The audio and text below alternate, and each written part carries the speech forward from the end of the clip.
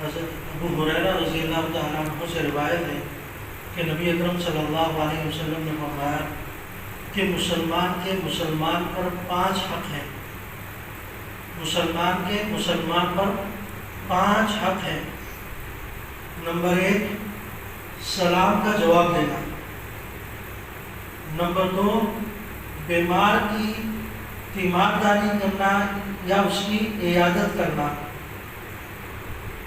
Number 3 جنازے کے ساتھ جانا. نمبر 4 جب کوئی دعوت دے تو اس کی دعوت کو قبول کرنا. نمبر 5 جب کسی کو چھینک آئے تو اس چھینک کا جواب دینا.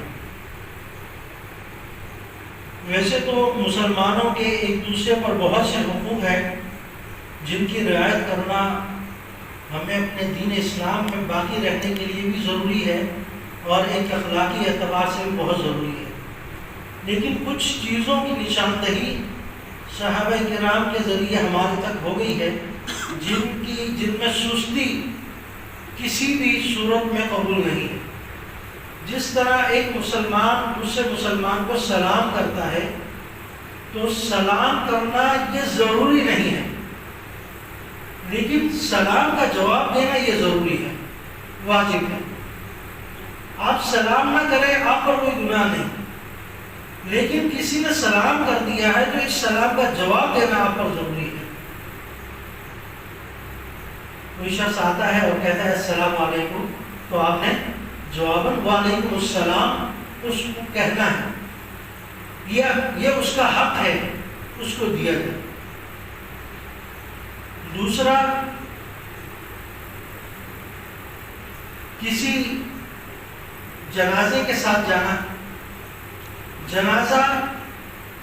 جنازے کے ساتھ جانے کا مطلب یہ ہے کہ اگر خدا نخواستہ انتقال ہو جاتا ہے تو اس کی کفن دفن کا انتظام کرنا اور اس کے ساتھ قبرستان تک جانا. جب قبرستان تک آدمی جاتا ہے تو وہاں پہنچ کر اس کو 2 قیرات ملتے ہیں. ایک قیرات ایک احد کے پہاڑ کے برابر، 2 قیرات اجر، یعنی 2 قیرات اجر دیا جاتا ہے اور ایک قیرات احد کے پہاڑ کے برابر ہے. تو صرف یہ ہے کہ اس کی کفن دفن میں لگ جائے اور اس کے ساتھ اس کو قبرستان تک قبر میں اتار کر آئے تو اس شخص کے لیے 2 قیرات ہیں. جب حضرت عمرو بن عاص نے یہ حدیث سنی تو کہنے لگے ہم نے تو بہت خسارہ کر دیا کہ اتنے لوگ ہمارے قریب میں دفن ہوئے لیکن ہم نے اتنے بڑے اجر سے محروم رہے.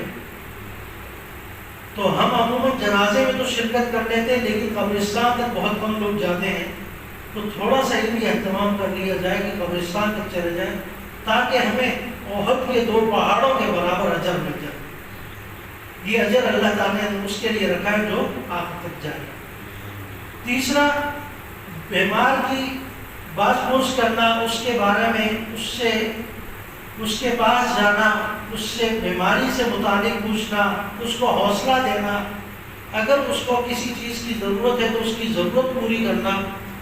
یہ تمام چیزیں ایک بیمار کی عیادت میں آتی ہیں. یہ اس کا حق ہے. جیسا کہ حدیث قدسی میں آتا ہے کہ میں فلاں جگہ بیمار تھا اور تو میری عیادت کے لیے نہیں آیا. اللہ تعالیٰ اپنی طرف کر کے کہتے کہ میں بیمار تھا تو میری عیادت کے لیے نہیں آیا. تو بندہ پوچھے گا اللہ آپ کیسے بیمار؟ کہ میں بیمار تھا، میرا فلاں آدمی جو تھا وہ بیمار تھا، اگر تو اس کی عیادت کے لیے جاتا تو گویا تو میری طرف آیا. تو ایک بیمار کی عیادت کا اتنا بڑا اجر ہے اور ثواب ہے. اب یہ بیمار کوئی بھی ہو، چاہے پڑوسی ہو، ہمسایہ ہو، قریبی رشتہ دار ہو، کوئی نہ کوئی تعلق ہو، کسی نہ کسی رابطے سے وہ آپ کو جانتا ہو. بالکل اجنبی آدمی کسی بیمار کے پاس چلا جائے تو یہ بھی صحیح نہیں ہے. زیادہ ثواب لینے کے چکر میں ہم اجنبیوں کے پاس بھی جانا شروع کر دیں تو یہ بھی صحیح نہیں ہے. یہ اس کے لیے درد سر بن جائے گا. اپنا کوئی جاننے والا قریبی جس سے آپ کا تعلق ہے وہ بیمار ہوتا ہے تو اس کے پاس جائیں، کیونکہ وہ آپ کو جانتا ہے. آپ کی وجہ سے اس کو اس کی حوصلہ افزائی ہوگی، وہ تھوڑا سا اپنی بیماری کو بھولے گا. اسی طریقے سے تیسرا چوتھا، کسی مسلمان کی دعوت کو قبول کرنا. اب ایسا نہ ہو کہ یہ غریب آدمی نے دعوت دی ہے تو اس کو بولتے کہ میرے پاس ٹائم نہیں ہے، میں ذرا مصروف آدمی ہوں، اور کوئی امیر دعوت دے تو فوراً پہنچ جائے.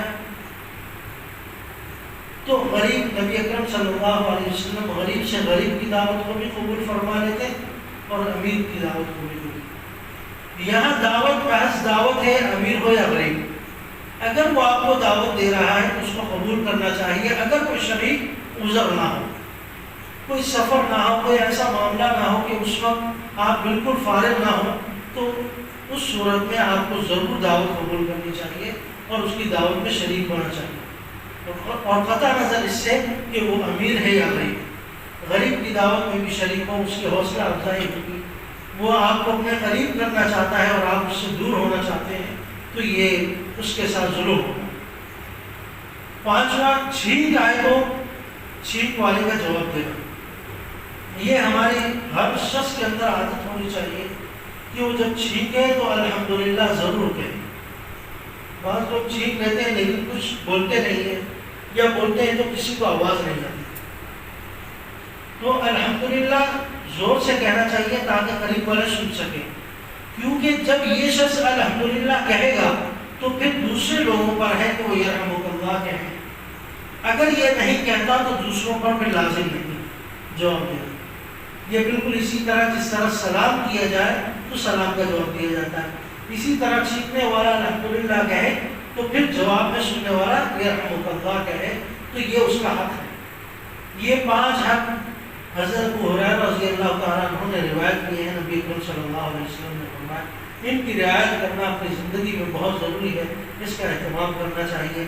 اس کے علاوہ اور بھی کئی حقوق ہیں. ایک مسلمان ہونے کے ناطے ہمیں تمام حقوق کی رعایت کرنا ضروری ہے. وما علینا الا البلاغ.